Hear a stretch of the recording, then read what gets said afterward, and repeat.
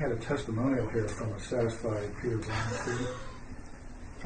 I exchanged some emails with Marcia, and at one point, I'll edit out all but the most important lines here. She said, "I just want to say that in the context of Peter Brown, I consider myself the enlightenment that everything is. I see reality as he sees it, and I have no reason to become more enlightened."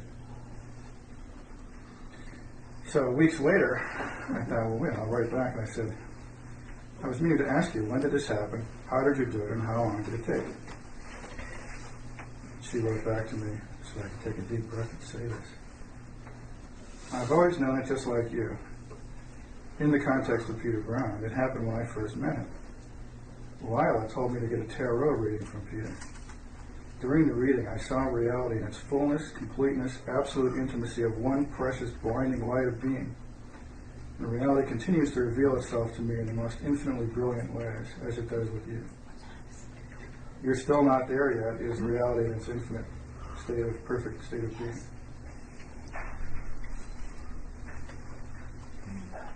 So I thought that was a reason to keep coming to these meetings. Besides the chai? All this and chai too. Yeah, and chai too.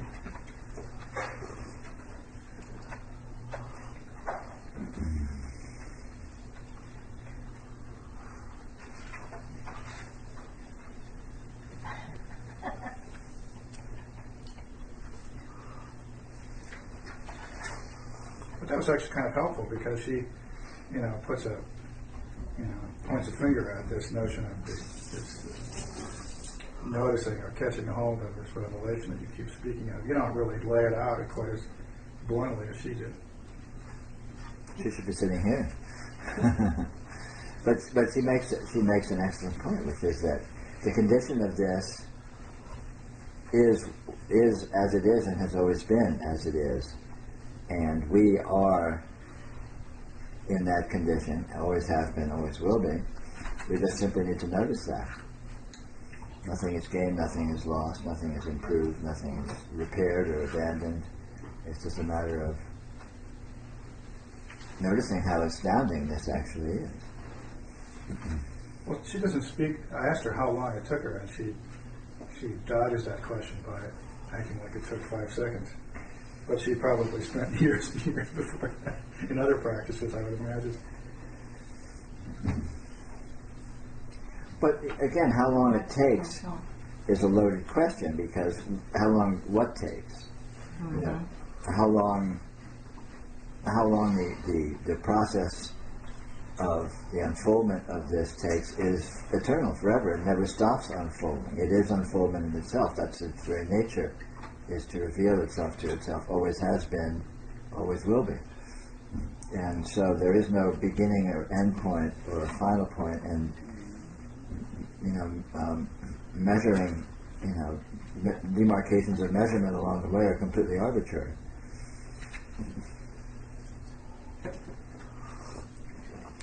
When you see it, you see all of it, because there's nothing, because that's all there is to see, is all of it. And yet that doesn't mean you're going to stop bouncing around in the astounding, unpatternment that it consists of in its nature, in being the way that it is. Probably the only thing I've really been doing lately is just reminding myself that the universe really is just utter happenstance, and that everything about it is just sort of whatever happens.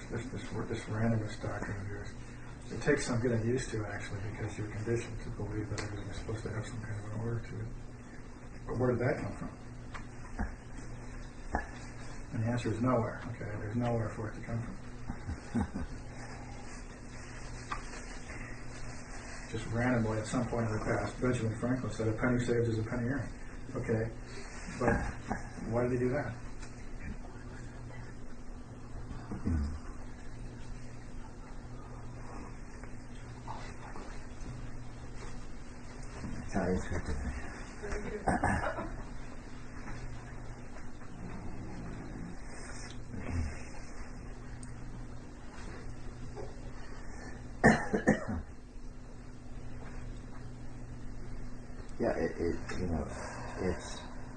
it's astounding that this is so astounding in its very nature, and it's the most astounding thing is that it's possible to not notice that. It's possible to actually not notice how astounding this is.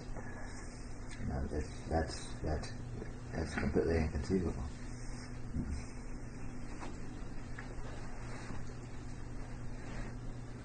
That leads me to wonder if identification and Maya are not just the icing on top of the cake. That the infinite has created all this weird stuff, and then he threw in some fairy dust to make everybody forget it. So here we are.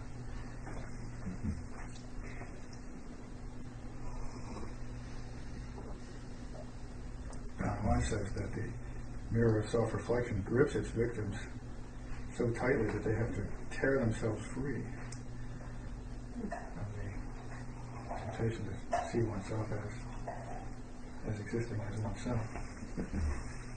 The identification is so strong, it's overwhelming. It's this force you have to sort of wake up out of. It's like this developing paralysis or amnesia or something.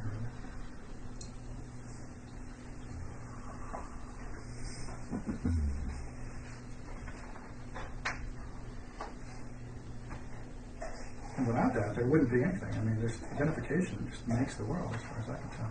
It's not true. I mean, this is what I've been toying with lately. It's just this whole question of why the hell would I perceive anything at all? Something forces you to perceive it. You know, it makes the world what it is.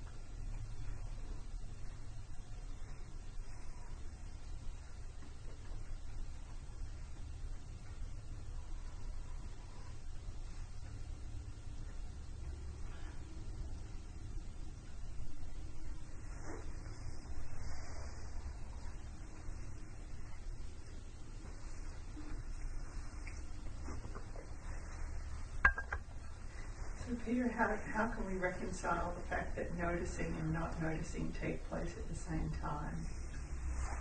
Well, I reconcile it. That's part of noticing. I mean, the essence of noticing is discovering what noticing is. And part of the amazing discovery is that it's completely paradoxical. And discovering that is discovering that reality itself is paradoxical.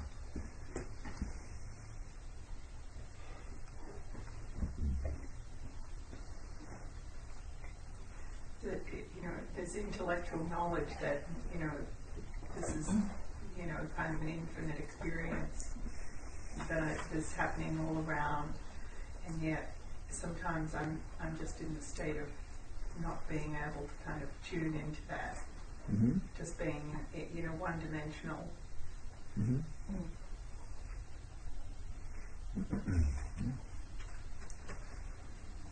And that's it too. Yes. Astoundingly.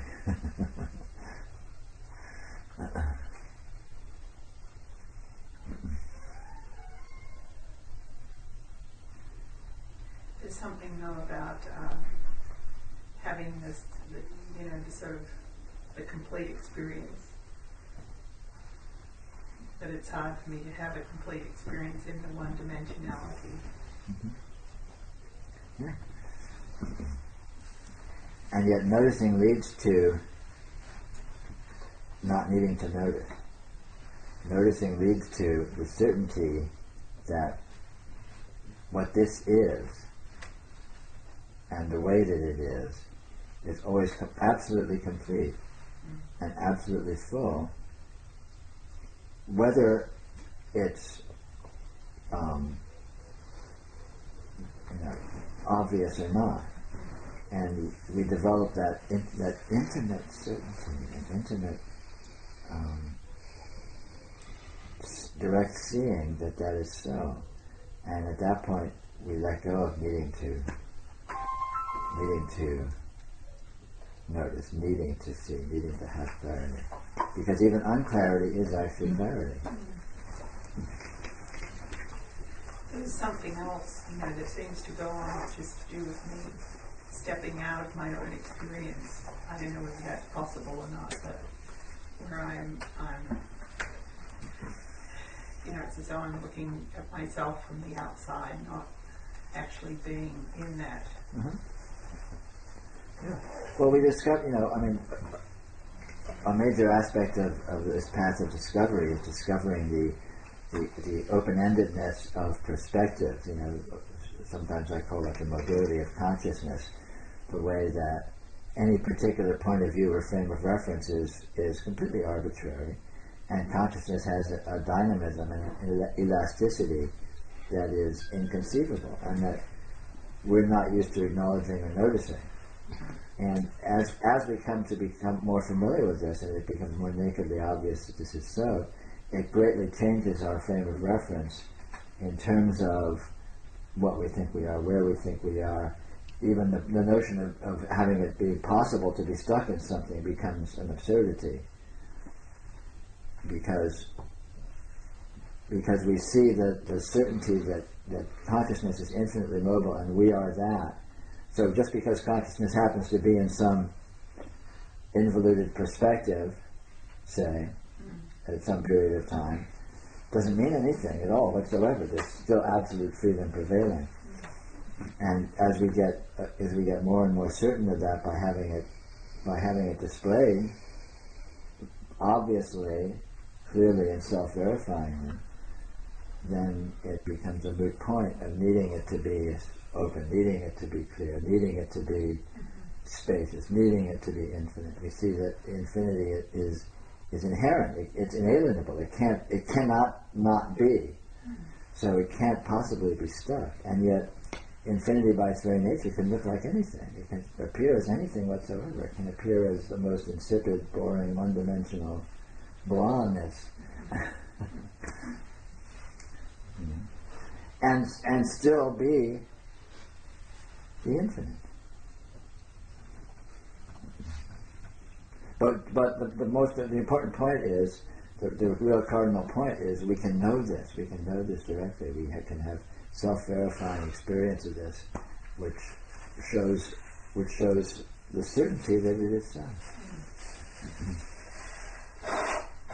Liberation doesn't consist of being in perfect clarity and stellar peak experience all the time. It consists of not needing to be anything in particular, because you know for a fact that whatever is showing up is the perfect being of the Absolute.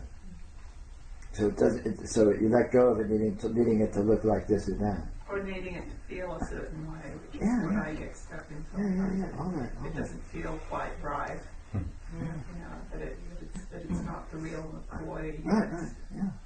And I have to kind of figure out how to get that feeling back again. Right. And that's attachment. That's like a subtle attachment to certain conditions, or certain feelings, or certain. Oh yeah, this is really good. This is what I'm doing. We were talking about that earlier, and it's this is what the nature of the path of discovery looks like, is moving to these to more and more subtle understandings, which bring with it always its own cutting edge of attachment, of confusion, of sorting out, of revelation. And ultimately you get to a point where that cutting edge is so fine it just is a moot point.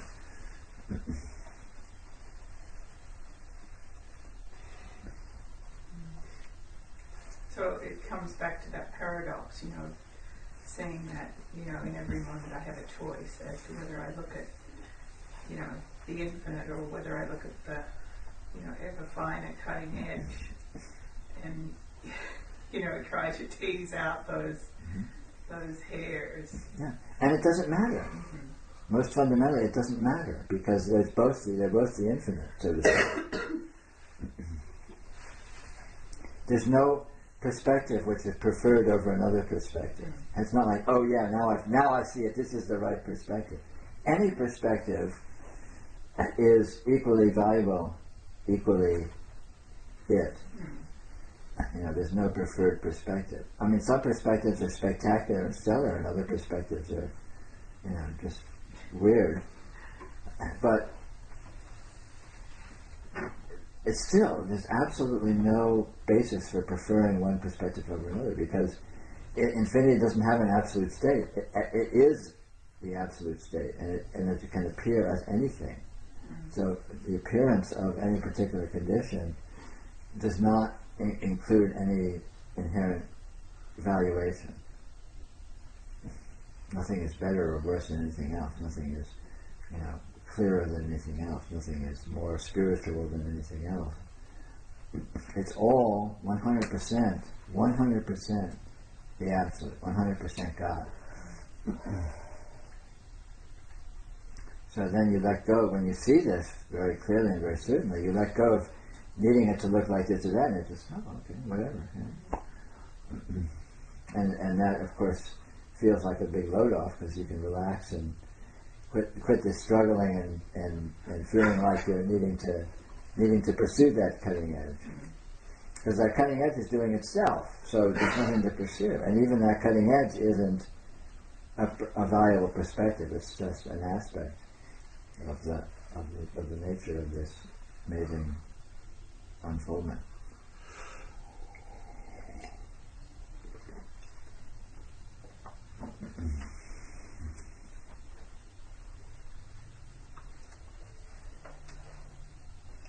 Because that brings up for me, it's something I've been concerned thinking about recently, is dimensions. You were talking about things being one-dimensional. Uh-huh. I can see the multi-dimensional, the infinite. I can't see the infinite, but I can understand the infinite dimensionality of everything. Mm-hmm. But it seems, in my experience, to be no dimensions. Right, sure. And that seems like wrong. Seems wrong? Well, it's not wrong, it's just like intellectually I want it to be at least one-dimensional. And there isn't a dimension.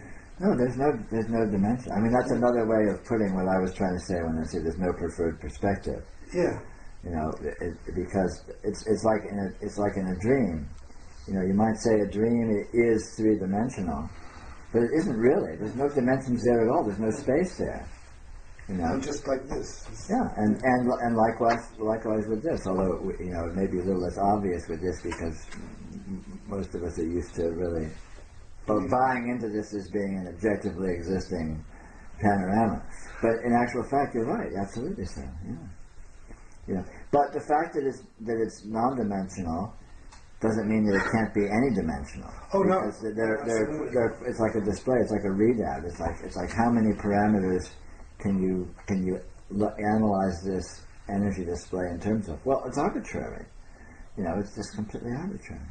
So yeah, absolutely. Once I stopped believing in this, the dimensions didn't seem to matter. But intellectually, it matters that there's no dimension. It just sort of like spins my See, the brain. problem is that even one dimension would be conditioning, because it takes conditioning to produce a dimension. How does it matter? It doesn't matter. It's just a mind thing that goes on, and I know it doesn't matter because actually nothing matters. but it doesn't keep me up at night.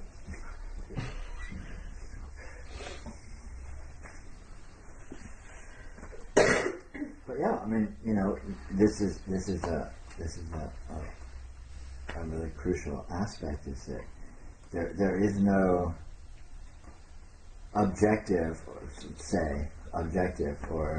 or even inherent perspective that is, you can, any energy display, I call it, can be viewed as anything from any degree of complexity or simplicity, and there's no basis in truth for any viewpoint or another. It's all completely arbitrary.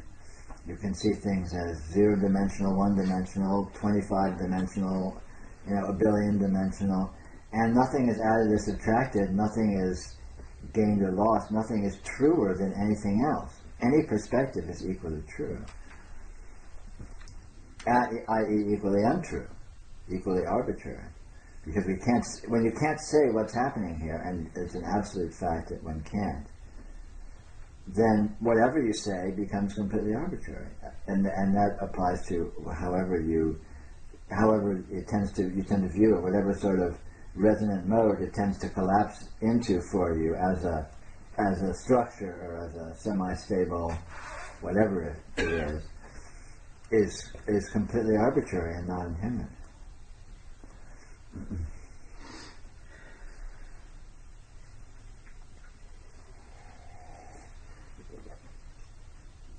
And the importance of this is that it's easy when you're grappling with the fine points of trying to see this, of trying to really get this clearly. It's easy, this subtle discrimination of trying to find the right way to see it. You know, oh, it's not quite this, but it's this. You know, and that's ultimately, all of that is silliness, because there is no right way to see it. There's literally no right way. There's no preferred way. There's no way which is truer than any other way. You know, so the perspective of the oblivion of deep sleep is no more or less true than this situation, which is no more or less true than a dream, which is no more or less true than some, you know, subtle vibrational, you know, experience. I mean, whatever. It's all immeasurable. It's all unaccessible. It's all equally unaccessible. It's all equally, you could say, arbitrary. And yet it isn't arbitrary, because it's profoundly what it is. But what that is can't be collapsed down to this or that. And yet, even if it seems to be being collapsed down to this or that, that's it too. So you don't need to not see this as a three-dimensional or fourth-dimensional event. But you don't need to see it as that either. It just doesn't matter. It does not matter.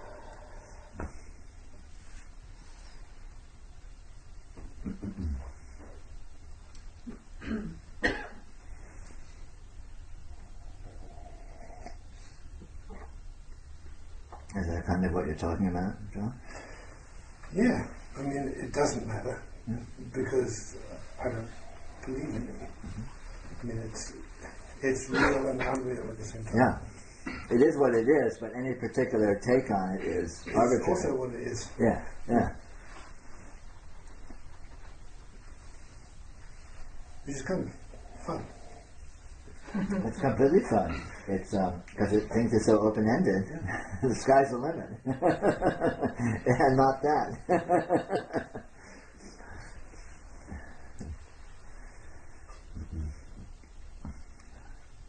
I play in the fields of infinity.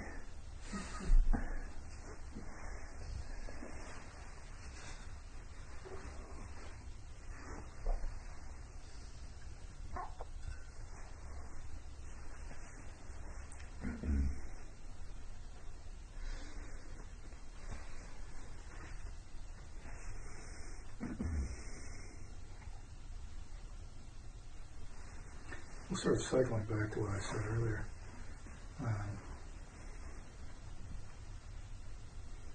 It seems to me that I cannot possibly exist in the form that I think that I do. So therefore, identification must have some kind of magic fairy dust that causes me to dwell upon this frame of reference or viewpoint that is the story, the so-called story of me. And so what I've been walking around is saying, well, what is this anyway? I mean, integration continues. I mean, I continue to be more and more integrated, both through your Shakti and through eternal generated Shakti and whatever else is happening, just process of life. But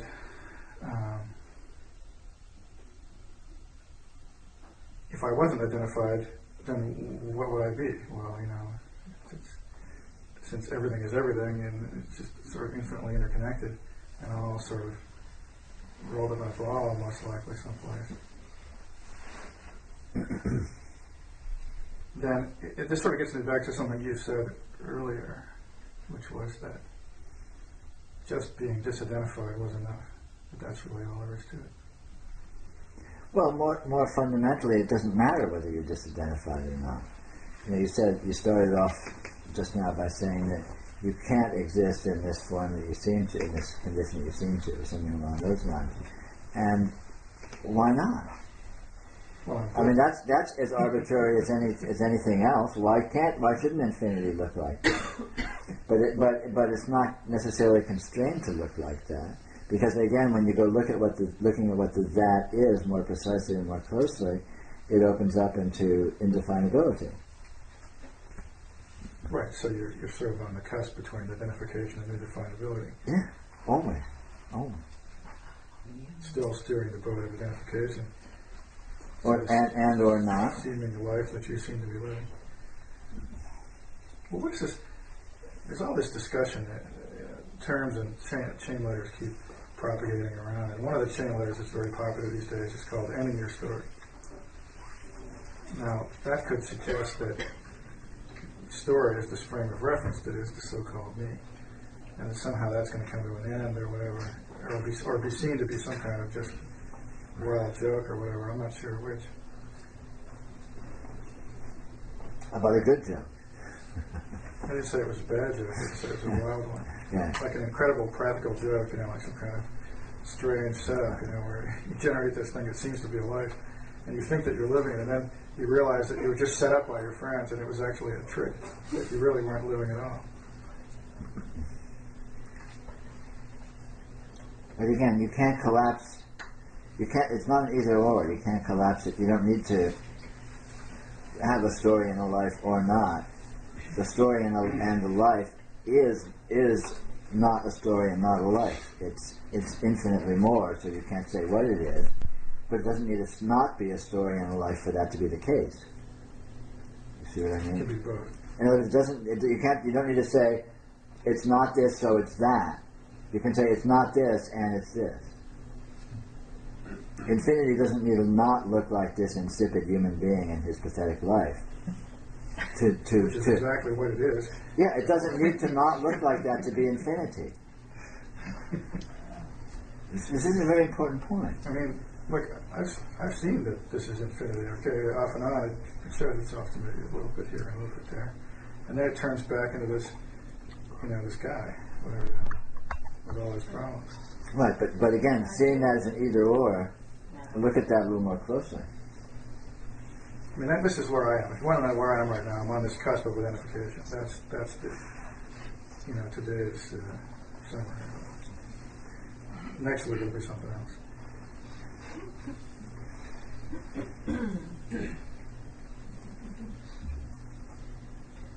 I guess, Peter, I'm hearing that, being back in my sort of customary way of viewing the world, which is sometimes I describe as being up against the wall with people throwing knives, that there's some value in that. Saying that is where the, well, it does.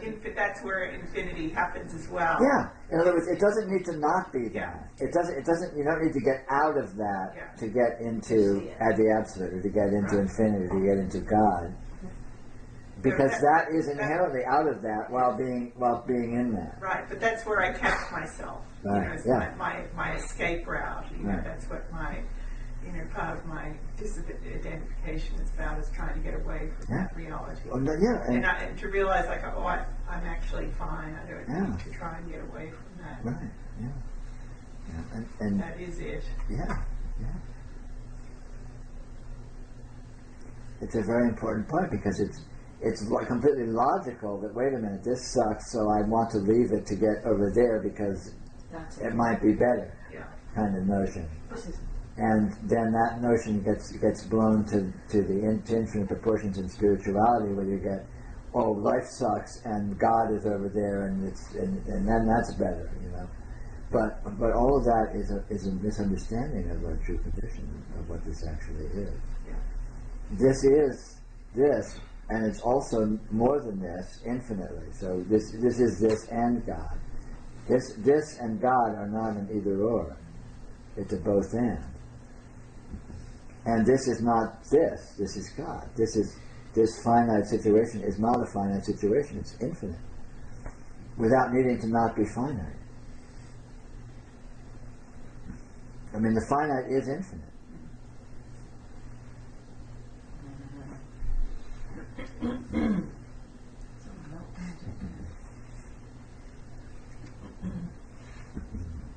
So that collapses this whole struggle of this versus that,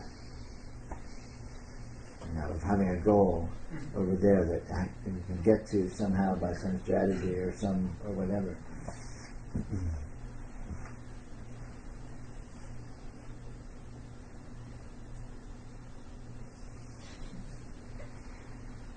Peter, I have sort of a vague question that's coming. I'll try and come up with a vague answer. It's related to the goal, and it's related to what people were saying about some situations feel really bad and some are really joyful. And my question relates to the procedure of noticing. What's a valid procedure of noticing? You just said that it's not really a good idea to have a hypothetical goal and try to strive to attain that. I believe I heard you say that. Well, that could be an interesting experiment. Well, I think it's an experiment we've all run a few times. What I'm wondering is it true noticing, or is it some kind of imaginary goal-oriented thing to say, well, every scripture of the world around, every sage of the world around said everything is bliss eventually and finally, no matter what content it may seem to contain. Is it right to, as you go through the day and you go through different moods, different contents, different emotional contents, like feeling good and feeling bad, is it right to, on the basis of knowing that there is a joyful, omnipresently joyful state, undilute and undifferentiated state, to look for that? Is that noticing, or is that something else? It could be. It depends. It could be noticing, or it could be going off into fantasy. Yeah. The point isn't to pretend or to try to create or imagine or create the imaginary experience of bliss. The point is to discover what bliss is, the true bliss that everything is. If everything is bliss, then that's the bliss that's worth noticing. Whereas if it's this sucks, but I believe, I really hope, I've been told that there's bliss, so let me see the bliss in it. That sounds a little baroque. Well, that's guided noticing. Yeah. So that's why I recommend going to what I call going to the energy, which is because it turns out that the energy is the bliss. And you discover that fact when you notice the energy, because that becomes obvious. I mean, it shows you that that's the case. It reveals itself. It's self-verifying. And going to the energy doesn't contain any evaluation at all. You don't need to say, oh yeah, the energy is bliss, or the energy is infinite, or the energy is that. You just say, I don't know what it is, but let me just check it out. Go there, and then look at light, listen to sound, experience being, feel the flow of time, listen to the inner nada, anything, whatever presents itself, because it's all the energy.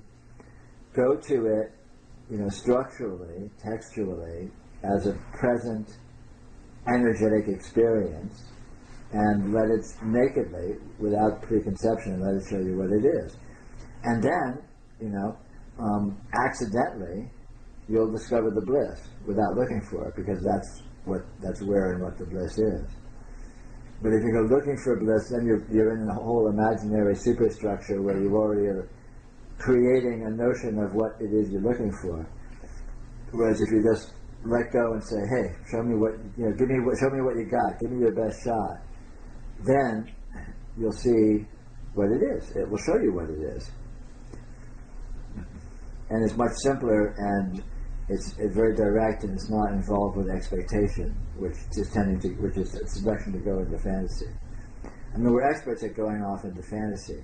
This is all about trying to short circuit that and being with what is. Yeah, it's clear.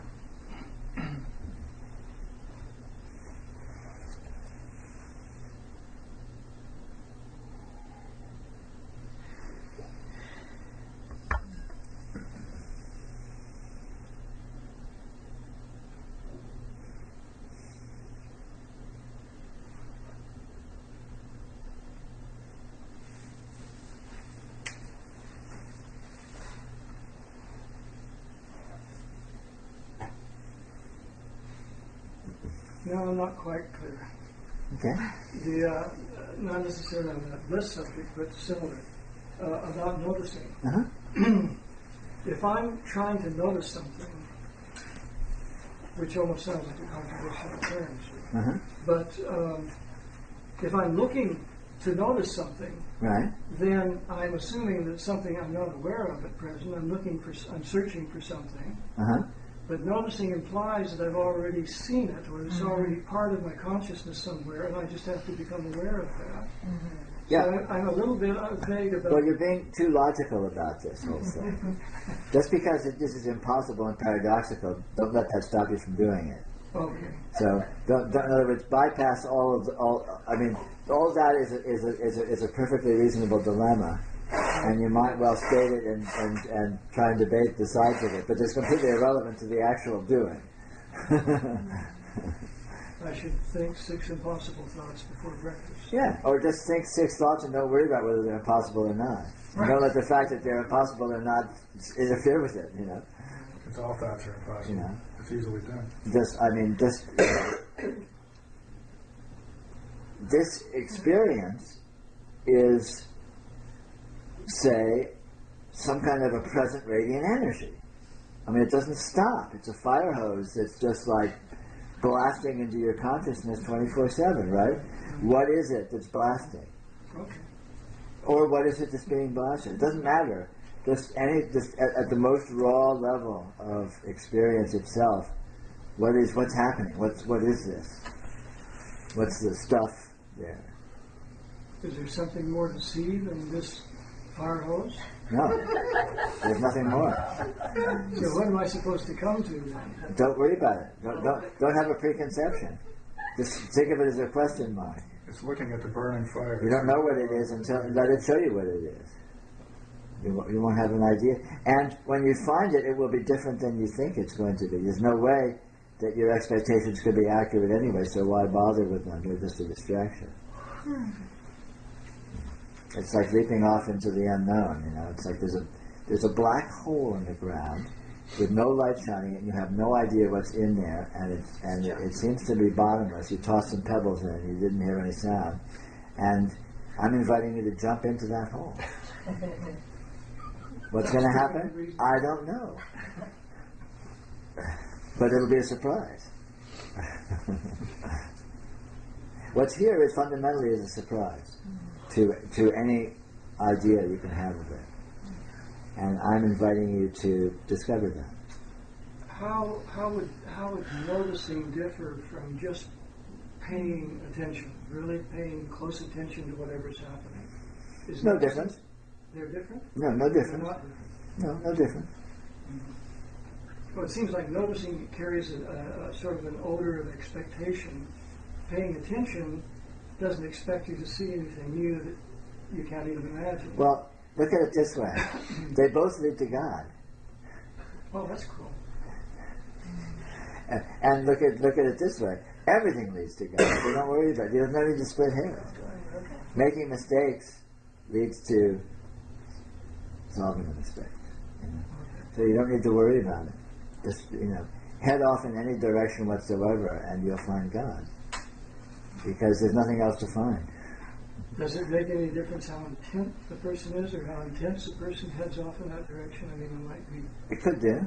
But it's not. That's not like you have a control over that, so don't worry about it. Well, it seems like just having the intent or the idea that you're looking for something is already missing the point. May or may not be, but you have to discover that for yourself. Okay. Yeah. That's what it seems like to me. You can't. Our self-deception reveals itself in time, or you could say in process, and so it's already a done. It doesn't matter what you do; it's already a done deal fundamentally because falsehood will reveal itself, error will reveal itself sooner or later. But it's not wrong. And it's not wrong. That is the process, and the process is good. The process is right. The process is the only process. There's only one thing happening here. Only ever has been. Only ever will be.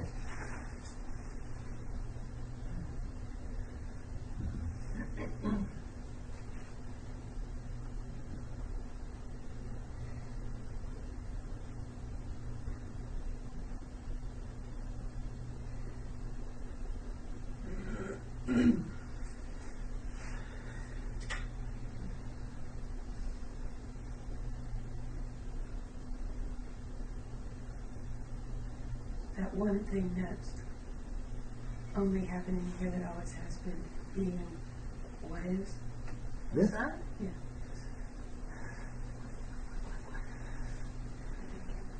I didn't hear what she said. You said there's only one thing happening here. Right.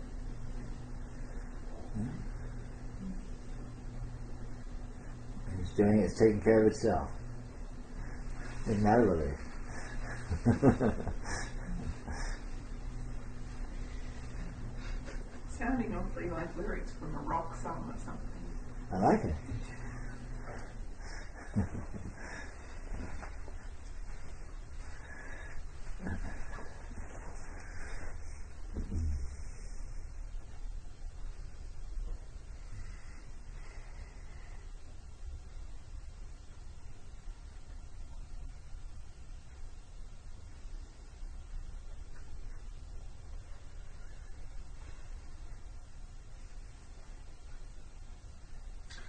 Peter, earlier when you were talking about perspective, so what is the true perspective? That's the point. Any perspective is a true perspective. Because the perspective is just isn't it just thought patterns and our thinking mind? Well, not necessarily. You don't need to characterize it as being just that. Perspective is whatever it is, and what perspective is ultimately is a mystery. Like what the mobility of consciousness is ultimately is a mystery. So you can say, yeah, perspective is just a mental framework and blah, blah, blah, and that's not necessarily untrue. But having said perspective is a mental framework, then what's a mental framework? Well, what's the perspective? Well, that doesn't work. So you've reduced perspective to mental framework. Now, what's a mental framework? You're going to get to a point where you're going to say, I don't know. And when you get to that point, all of this analysis has left you in the middle of nowhere, which is where we are. We're in the middle of nowhere. And that's why one perspective is as good as another, because it's all just this. Any perspective is just this. But some perspectives feel better than other perspectives. Right. And a kiss is nicer than a sharp stick in the eye, you might say. But, and yet, okay. And yet, a kiss and a sharp stick in the eye are both what reality looks like when it looks like that.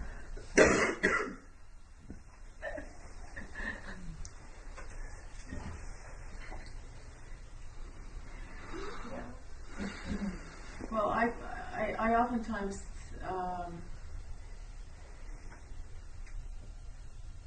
have a sense that I can make my thoughts more positive, and I can think my way to reality. Right.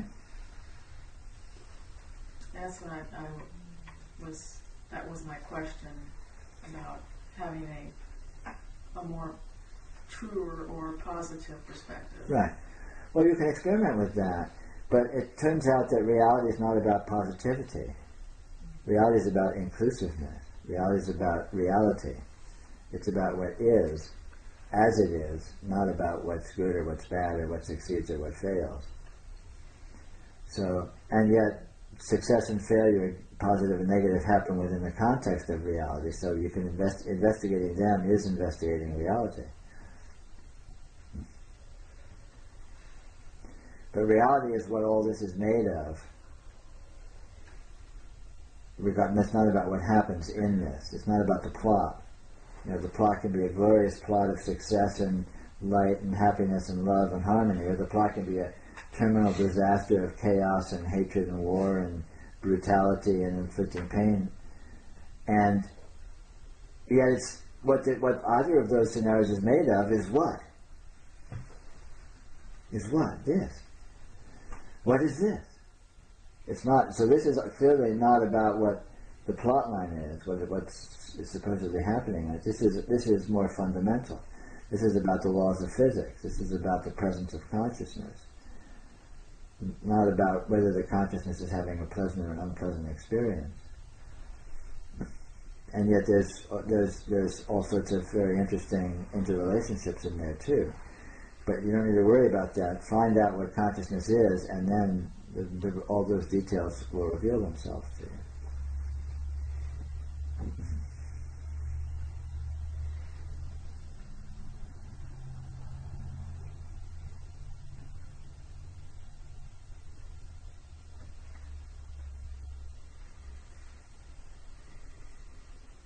But any exploration you do is valid exploration. Anything you try is valid. Even if it leads you into a dead end, that's valid. You'll have learned that, this is a dead end.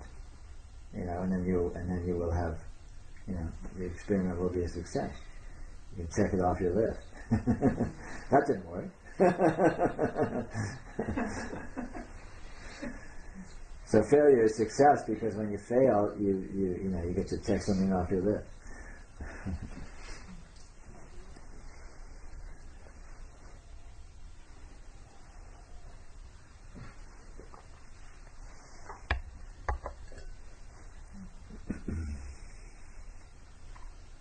So even if we have the different perceptions going on and various awarenesses,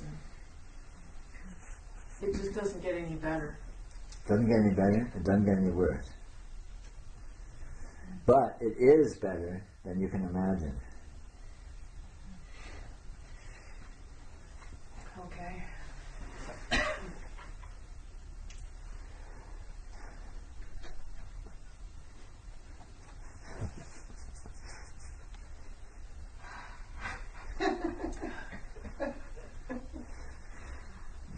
There's something not quite clear. There is. I'm back in the fight. There's something not quite clear. No, what you say, There's what a I'm trying to get to is, you say there's no way we can imagine the real truth. Right. Does that come in a flash, or does that? I'm going to approach this sudden or gradual from a certain angle. Sure. First, I'm going to say that. Does it come in a flash, or does it come? Do you get glimpses along the way? Both. Because what I'm thinking again back to noticing. Say you have a kind of an intuition, say in good circumstances as well as unpleasant, painful circumstances. You have a kind of an intuition of the truth or reality or of joy. Mm-hmm. Say there's an underlying joy that you begin to intuit a little bit, even in a painful circumstance. Uh-huh. Now my question is it conducive to the truth, to hang on to that? It's not an imaginary thing, but it's a very tenuous thing. To work with that, or just to let it come or not and watch the whole circumstance, whatever it gives you. Well, you can try both, but ultimately the second will probably serve you better. In general, hanging on to anything, the only real usefulness in doing that is to discover the fact that it's impossible.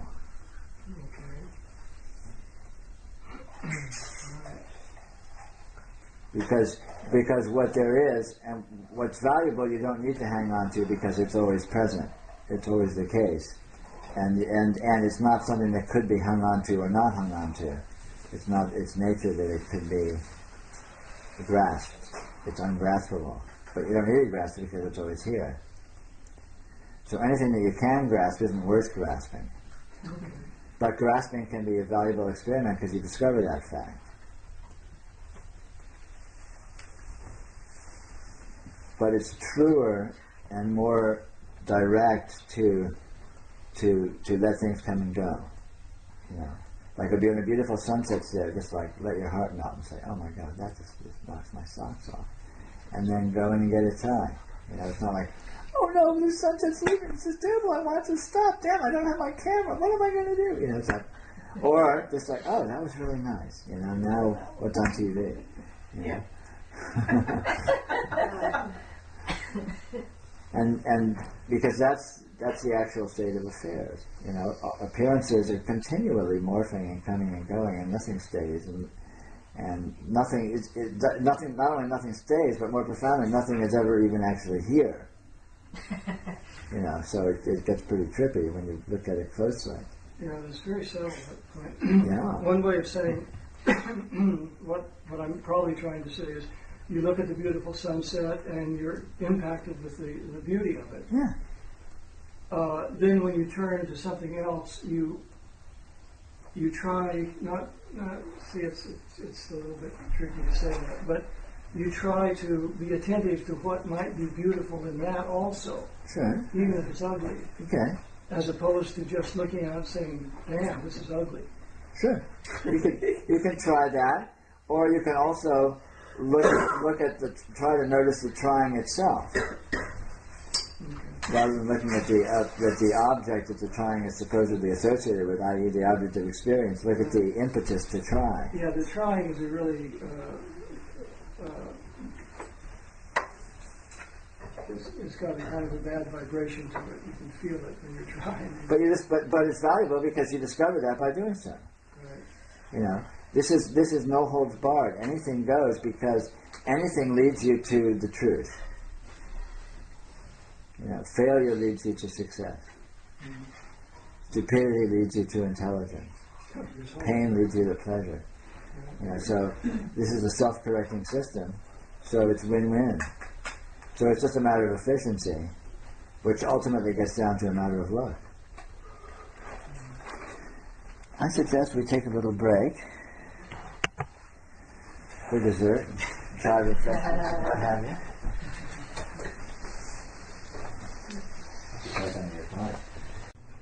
When you were standing there scratching your belly? That was you. Oh. Someone doing something somewhere, maybe. Did you want to kill it? No, I'm good. I just heard the button. Oh, it goes out. Yeah, they all go out. Oh. I figured that.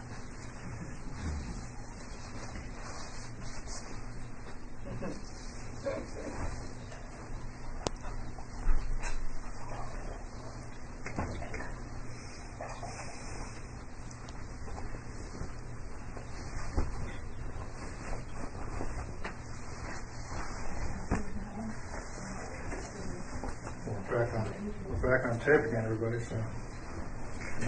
Keep it clean. Don't say anything actionable about the federal government. Stay away. What about your pals? Fire is not a concern. And especially if those two have any collusion in it.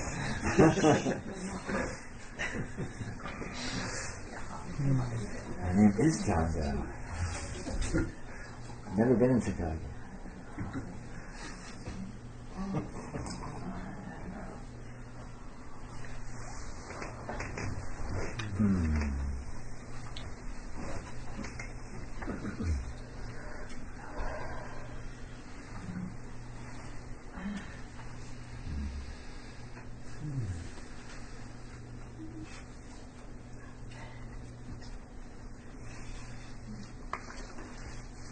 Peter. Yeah. I've been reading old Zen stories, and often it's said that so-and-so had some kind of awakening experience, some kind of realization, but he lacked, it's always he, the Male-dominated chauvinist. but he lacked confidence, or doubts arose. And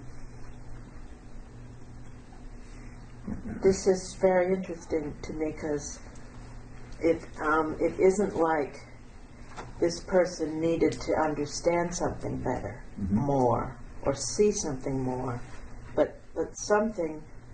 It's almost feels to me like some sort of leap. This confidence that they are speaking of, some sort of go anyway, even if that's all you've seen, or even if I don't know, there's some sort of leap that has to take that didn't take place and then does. Not that the person finally sees, but already had seen. And then I just wondered what you would say about this, how from your what you might think about that. Well, you know, it's like we were saying, you have to jump into that dark hole and make that with commitment. You have to make that your life. My life is jumping into a dark hole, and with no regrets and no trying to turn back, because the actual nature of this is the actual nature of our situation here is self-evident, but we need to. The only way we can miss it is by adding to it, by adding doubt, by adding interpretation, by adding, by trying to cling to a frame of reference where there's no frame of reference. To let go of all frame of reference is an impossible feat. It's illogical. It's irrational. It's like, who would jump into that bottomless dark pit? You'd have to be a crazy man. And this is that confidence. It's the confidence of being a crazy person. The confidence of just saying, yeah, screw it. There I go. I'm jumping. Try and hold me back. Everyone will say, you're nuts. You don't know what's in that hole. You're going to kill yourself. It'll hurt. It's not going to be as dark, and you won't see anything. I mean, the whole thing is just a bad idea. It's like, no, I'm going. Screw you, I'm going. So it's this level of abandonment, of wild abandonment, it doesn't make sense, but it doesn't need to make sense because there's something there, and I know there's something there. You know, it's self-evident. There's something there, and that's it. And I think this is analogous to what you may be talking about. Because it seems like often we see something and then sort of turn back or turn away from it, turn back to what is more exactly familiar. Yeah, it's not that reality is hard to see. Reality is very easy to see, but we pull back, we fall back, we grab onto our life raft of our story and our frame of reference, and no, that couldn't be so. That's crazy. You know, this is. You know, I'm going to stick with the tried and true. You know, and because that's crazy over there. And this is what we do. You know, it's not hard to find reality. It's not hard to see reality. It's hard to let go of unreality. Because we've made a career, made a whole life path has been clinging to unreality, clinging to our self-definition and our pretense. And to let go of that requires. It's foolhardy. It requires an act of commitment, an act of abandonment that is fundamentally irrational. But then reality is fundamentally irrational. So you abandon the lie of rationality for the naked reality of irrationality. But that's something you can only do when you get to being able to do it. And it's bottomless. Yeah. Bottomless black hole on the ground. Jump in. If it's bottomless, it's actually a hit.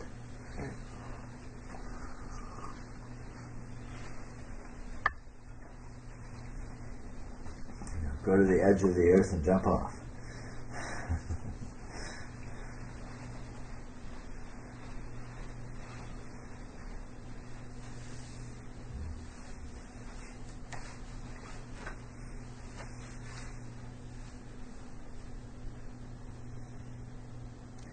Yeah, the actual condition of this is completely beyond rationality. It's completely beyond sanity. You know, any sort of safe and rational definition of sanity. It's beyond the human perspective entirely.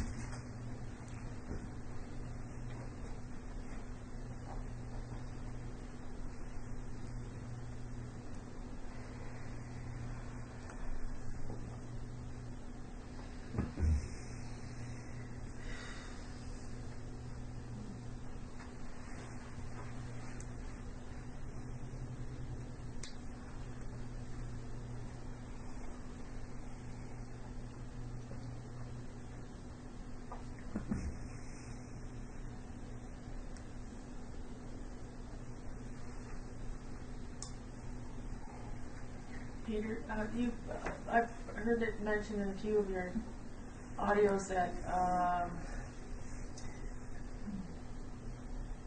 being in our stories and frames of references, we're like crazy people. Mm-hmm. But being in a condition of wild abandonment, we're just as crazy. Different kind of crazy. That's crazy like a fox.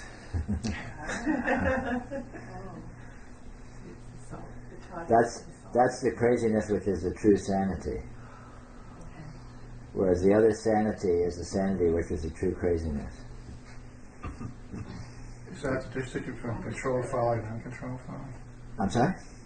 Don Juan talks about uncontrolled folly as what normal people do, and controlled folly is what the warrior does, because it's still folly, but it's a higher, better kind of folly.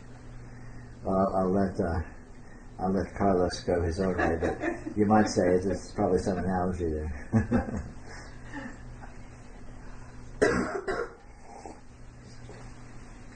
The point is that the actual condition, the condition of reality, bears no relationship whatsoever to any human frame of reference.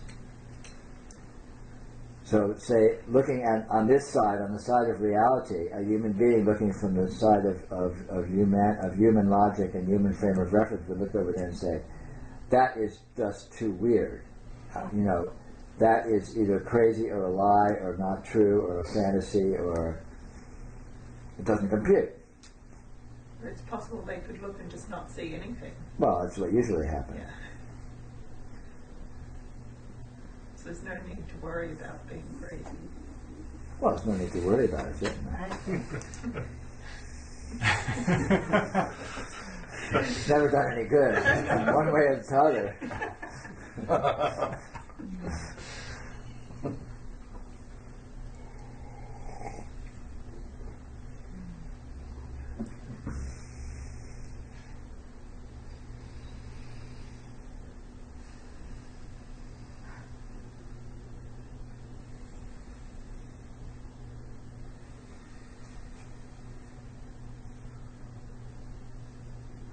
It's like we discussed a few minutes ago. You know, just because it's illogical, doesn't make sense, and dangerous, and impossible is no reason not to do something.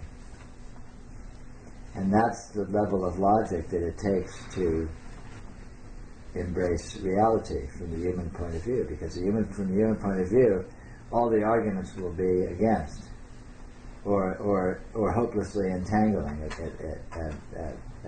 least.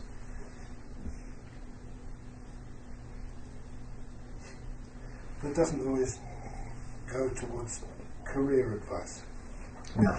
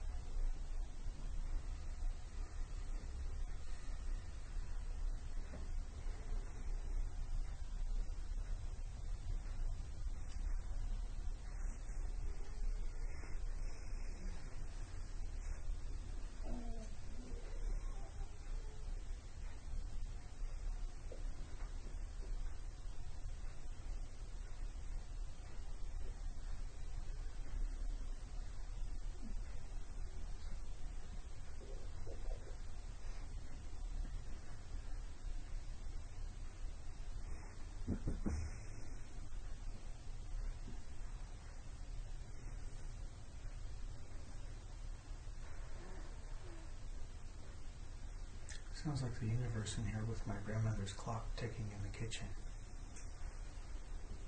It's good, Susan.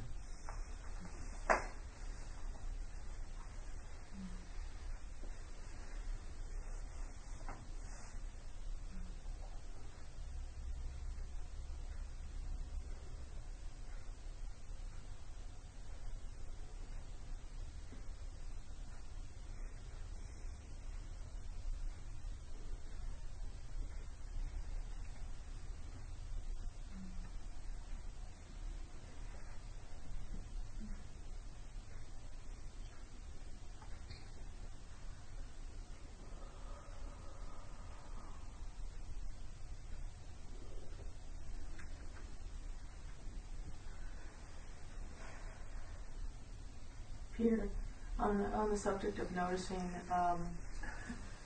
is there any particular times of the day that are more, or is that easier to notice than other times? Whatever works. When the magic's happening, jump on it.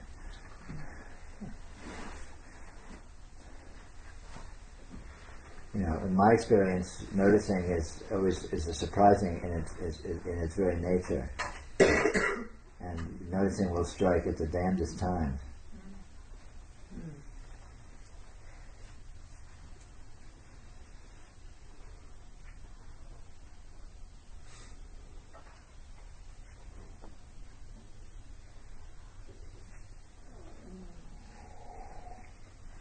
Peter, I hate to chime in with you. I was reading, thieving here, but I was reading a book on Kashmir Shivaism, and they suggested something similar to what you call noticing.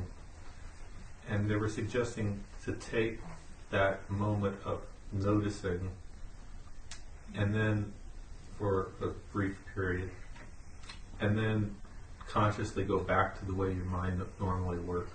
Mm-hmm. Which I find really difficult. I mean, it's doable, but it's difficult because you kind of want to hang on. There's like an attachment Right. to the noticing. Is that the purpose of that? Doing it? The purpose of that is to discover that they're both the same. Oh. It's kind of like, when you were seeing the energy when I was holding that crystal the other day, and then you look at something that's just mundane and normal sitting there and you see, oh my God, that's the same energy. But if you hadn't noticed the energy first, you might not notice how spectacular the mundane is. So when you have this transcendental revelation, so to speak, the point isn't that the transcendental revelation is transcendental, but that it's a revelation of what actually always attains in everything, in normalcy and in boringness and in humanity and all of that. And so, this going back, you notice after a while, it's like, well, there's a Buddhist trick too of using Dzogchen and probably some other forms of Buddhism where it's like you do sort of rapid fire meditating. It's like, now meditate. Okay, stop meditating. Okay, now meditate. Now stop meditating. You do that for about 20 minutes straight, and you begin to get it. It's like, oh, am I meditating now or not? You tell me, please. It's to discover the astounding fact that the inconceivably transcendental is actually what makes up everything.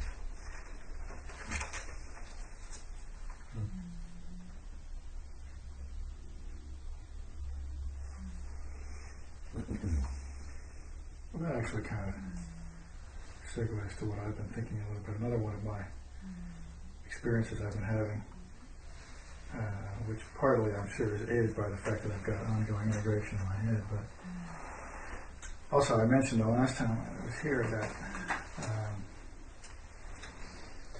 if everything is all one form of consciousness, then the idea that there's some kind of separate form of consciousness constitutes a kind of turning to one side a little bit, and that somehow one might want to try to turn back, toward the big ball in order to get more noticing of that.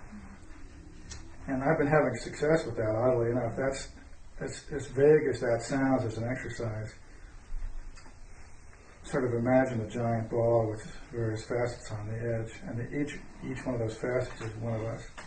But they're kind of looking outward at each other. And if you just turn the facets slightly, just ever so slightly back, you start seeing the ball, which is what everything is. It's all just one big thing. Your consciousness is not any different whatsoever from the universal consciousness or anybody else's consciousness either, or the consciousness of anything. It's just that they've all been they're a little bit out of phase. And so it's almost like a timing issue. You just sort of need to adjust your timing a little bit to get back in synchronization with the big one. Mm-hmm. And I'm not sure how true any of that is, but when I think along those lines, stuff happens. Sounds like a good experiment.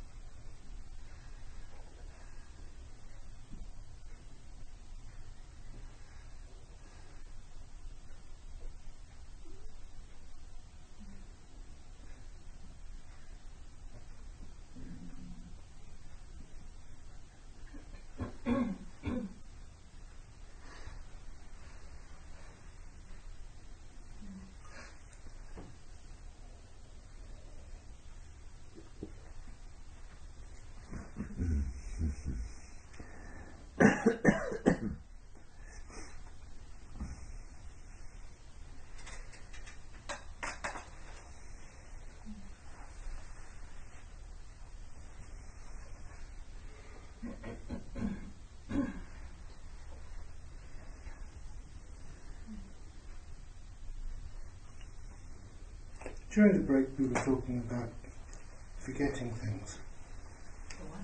And in the moment, there is no forgetting. Right. So, how does that relate to forgetting things? Well, because in the moment there's also no things. But there's no. But if this moment is always this moment, which it is, yeah. How come there are things in this moment that aren't in this moment anymore? You see what I mean? Yeah. Well, it's the nature of the slipperiness of apparition. You know, things appear, but they never really appear, and their appearance and disappearance is aided and abetted by our mentality and our thinking of them as here or thinking of them as not here, and our calling them to mind and so on and so forth. That wasn't a very precise answer, was it? No. But there probably is no precise answer. I mean, we forget things. Sure, but forgetting and remembering, again, are perspectives which aren't absolute, because the thing we're remembering doesn't actually exist as the thing we're thinking of it as being, and its presence or its absence doesn't actually exist in the sense that we imagine it exists, because presence is actually wholly transcendental in itself, and absence is equally transcendental in itself. So, you know, having thinking you know what something is, and it is already a creation of an aberration, and then remembering it or forgetting it is just more of the same. And yet, the consciousness has this functionality to do so. But none of that is, or I should maybe a better way to put that. All of that is completely beyond what it appears to be, and we can't know what it is. So. And it's doing itself. It's not like we decide to forget something, or even for that matter, decide to remember something in most cases. So,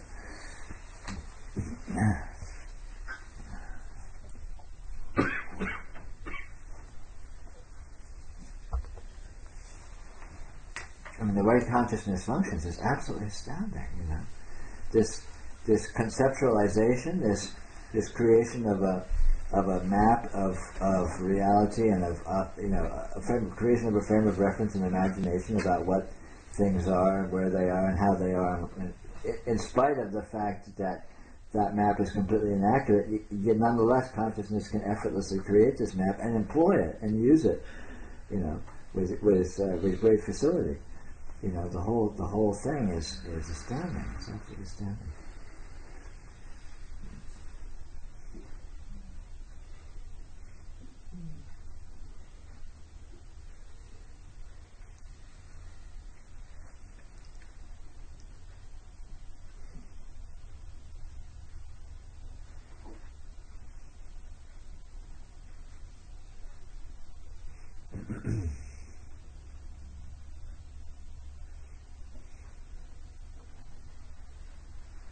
Peter, is there really any difference between being realized and not being realized?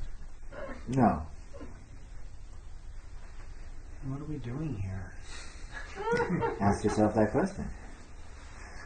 Yeah, it's a very good question.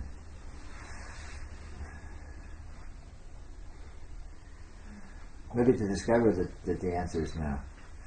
When you know for sure that the answer is no, then maybe you'll stop coming.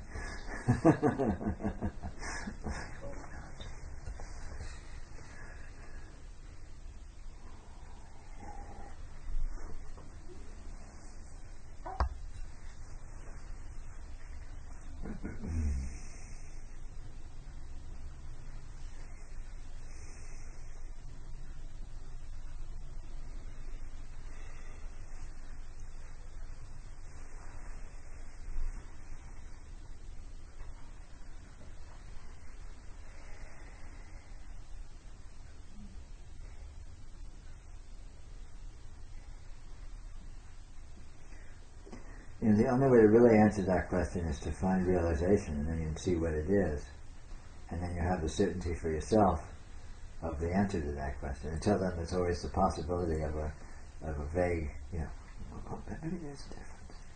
You know, to really know for sure that there isn't a difference, you have to have the bird in the hand, and then you can look for yourself and see. And maybe you'd say there was a difference. Just because I say no doesn't mean I'm not lying. Or in error.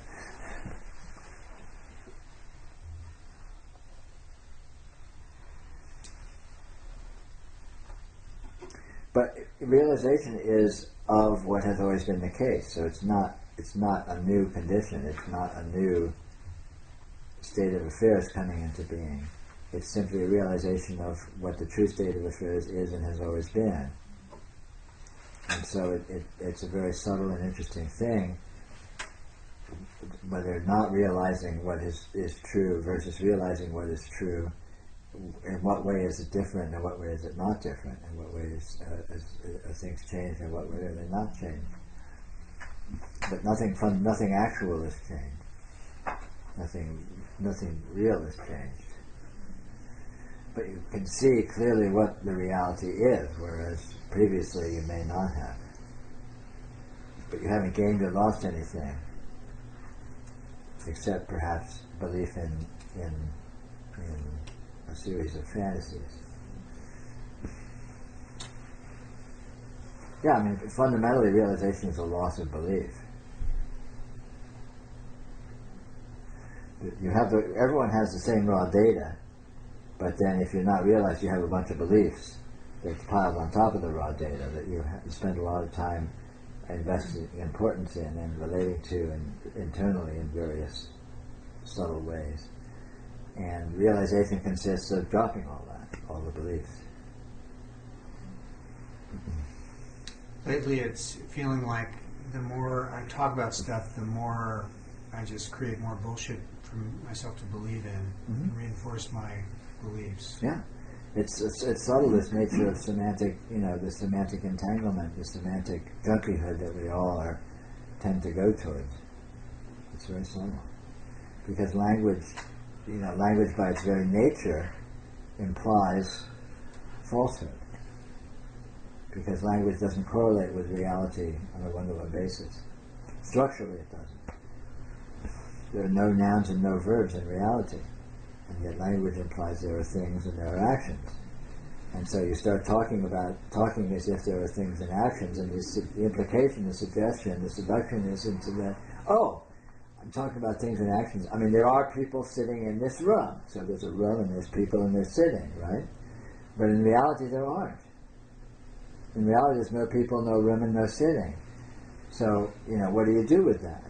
And yet we use language, so anytime you use language, unless you're very consciously aware of what there actually is, the tendency is to be seduced into this fantasy world where there are nouns and verbs and the whole rigmarole. Just the saying of anything, weaves a story, and even this what I'm saying now, it's like it's an argument for some position, and but so I'm finding it's not as useful for me to blab on and on. I wonder if it's counterproductive almost. Yeah, may well be. But I listen to the satsangs. Well, first of all, I experience satsang a lot. I experience satsang in satsangs. I experience satsang with my friends who are spiritual giants with good taste and friends. And they create the same effect that I get in satsang. And I don't know exactly how to describe the effect. But sure. And then I listen to your satsangs, and I sometimes wonder, why do I listen to these satsangs? Well, there's a thing that happens again and again, which is almost like a relief. It's like, when I hear things said, and it seems like it was maybe more in the beginning revelations, understandings. Now not so much. It feels like, well, I understand the drill, even when I'm quote unquote, sort of unclear.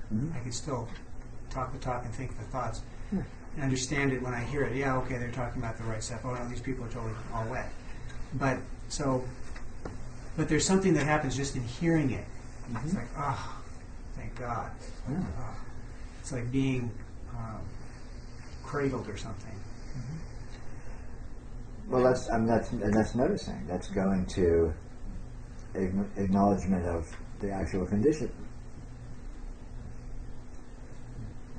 Direct experience of the actual condition, in whatever way you get to it, and whatever trickery or lack thereof does it, you find yourself, God, that's how nice that it happens to be this way.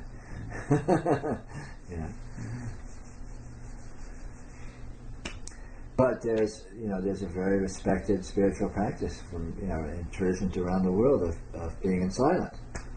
For that very reason, of just if my bullshit just spins more bullshit and drives me nuts, what if I just stopped it for a while? Just like turned the key off and took it out of the ignition and just.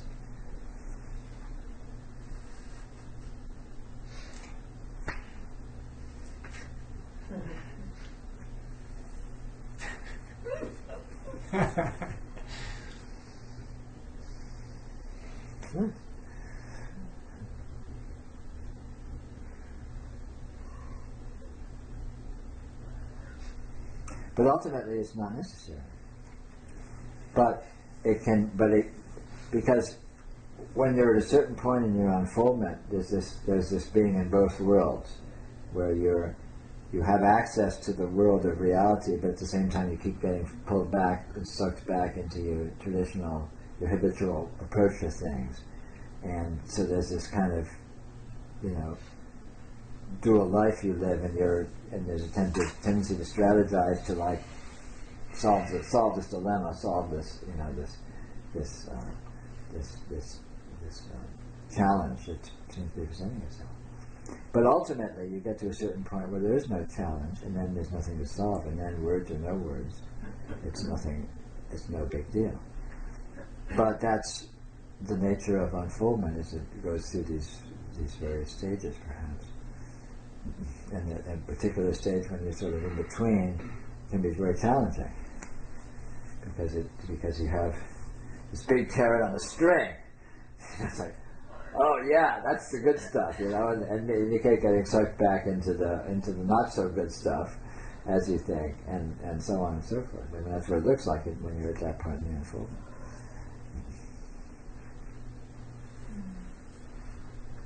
But that's not the end.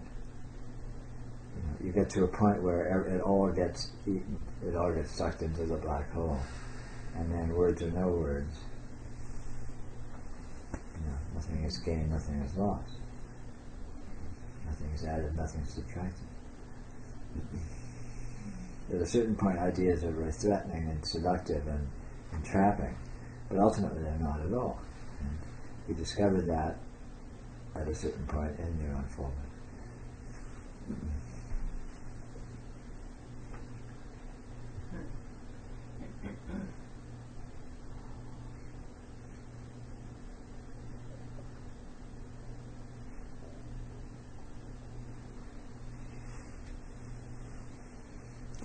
At a certain point in the unfoldment, it becomes very meaningful to try and speak as clearly and honestly as possible.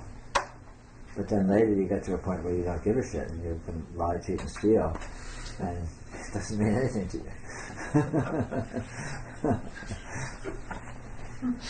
Because you get it finally and absolutely irrevocably and with absolute certainty that all words are completely false. They're all completely meaningless. They're gibberish. I may as well be going for all the coherence that is actually happening here. So it just doesn't matter. It literally doesn't matter. Nothing is being done here. Nothing is being actually created or destroyed or or implied or anything. And yet, there's a magic. But the magic isn't in the words. The words can be a vehicle of the magic, but the magic is the inherent intelligence. Words can be a vehicle, motion can be a vehicle, light can be a vehicle, anything's a vehicle of that. So the words have a magic, even though in spite of themselves, in spite of how false and how intrinsically false and vile and meaningless they are. And as your unfoldment continues, you go more and more towards the inherent intelligence, and you really see its functionality as all functionality. And at that point, all functionality is its functionality, and the medium is irrelevant, completely irrelevant. Doesn't matter, doesn't matter what you use. It all is being used for that radiance, that primal, absolutely sacred radiance. Well, I think, in my experience, I've noticed that my ability I use words to more closely approximate what I mean now, and instead of all the sideways, roundabout, and also, maybe not knowing as clearly what I'm actually up to, what I'm trying for, and so forth. Not just having more confusion. Yeah. I feel like I get a sense of clarity about what's going on, and then I use words to express that more directly. So that feels like a kind of integrity, a kind of truth. Yeah. So that maybe is similar to what you're talking about. Of course, I've always felt like I could lie, cheat, and steal, Peter. Yeah, that's true. You've been blessed by Mercury. Is that in retrograde? The god of liars. the god of thieves. It's all just part of the continuum. But seriously, I'm not sure what that could look like to go from, having the sense of integrity where, like, I'm using words to more directly express what's inside or what I mean, to whatever it was that you pointed to that I didn't catch. Well, you've discovered that the what's the so-called whatever's inside that you mean, or the inner truth or whatever, is actually completely impersonal and has nothing to do with any individual, and yet it is profoundly meaningful, and then that meaning is what is expressed. So even if you're expressing something that is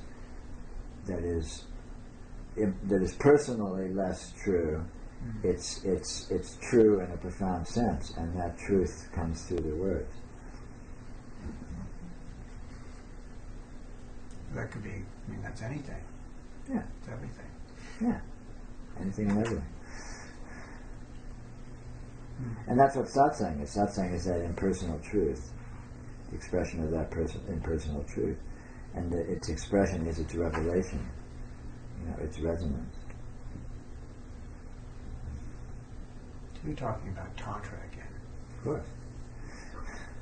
What else is there to talk about? Wait a minute. Well, what did you say before that? He said, I'm talking about Tantra. No, before that. The actual point. I don't remember.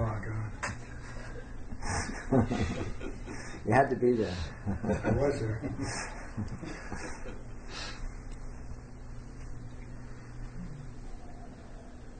So a question about silence, Peter. Is silence a negative or a positive? What difference does it make? Well, Why it makes qualify? The difference in this sense that to push away the words is one effort. I personally spent years doing that, trying to silence the mind, push away the words. Right.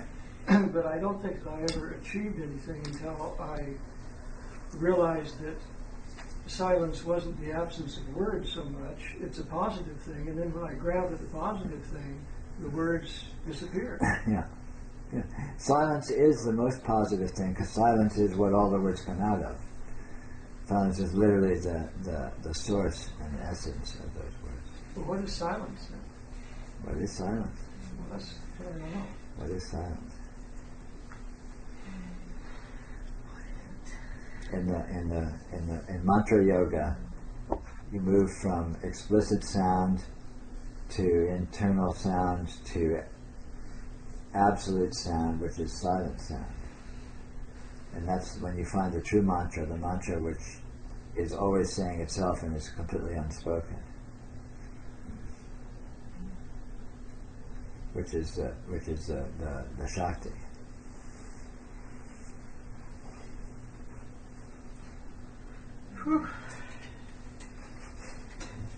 Sounds good. Eh?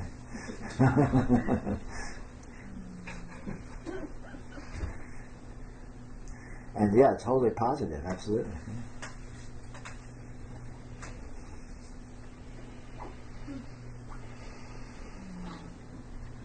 There's some lines in the Upanishads. There's something to the effect of that which causes the eye to see but which can't be seen by the eye, that which causes the ear to hear but which can't be heard by the ear. It's not really true. Well, it's not. No. You can hear that which causes the ear to hear. Yeah. It can't be heard by the ear. And you can see that which causes the eye to see it, which can't be seen by the eye. Yeah. I think. It seems to me. Yeah. They lied. The bastard. Well, wait a minute. There's different kinds of hearing and seeing. It's not all the same thing. But he's a lawyer. Hardly charming. Absolutely.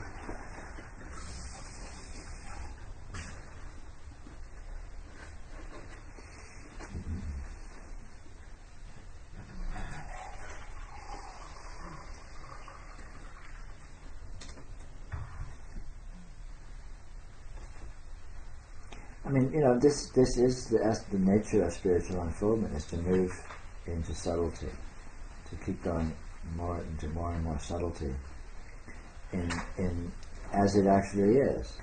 And that subtlety ultimately becomes more inclusive and more ubiquitous in terms of applying to all aspects of our experience and all aspects of our being. And we come to see what's seeing without being seen. We come to see these things. And on a coarser, more obvious level, what's true on that level is not true on more subtle level. And so the goal, or the point, or the nature of unfoldment is to move into more and more subtlety.